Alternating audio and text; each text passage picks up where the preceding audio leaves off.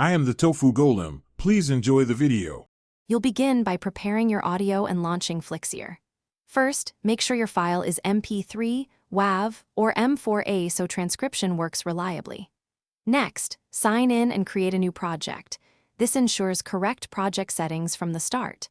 Then upload the file using drag and drop or import My Computer. Once uploaded, place the audio on the timeline and name the track so you can find it quickly. This gets you ready for the transcription step without wasting time. Now you'll run Flixier's transcription and clean up the text. Select the clip on the timeline, open Tools and click Transcribe. Choose the correct language and accuracy option so the output matches your audio. Start the process and wait. Transcription usually completes quickly. Once you have the text, edit it inline to fix names, timestamps, or punctuation. These edits update the captions and timeline automatically. Make sure to play sections as you edit to confirm timing and clarity before finalizing. Finish by exporting your transcript in the format you need and checking for issues. Choose Export and select SRT to get a caption file, or export video with burned-in captions if you want text visible.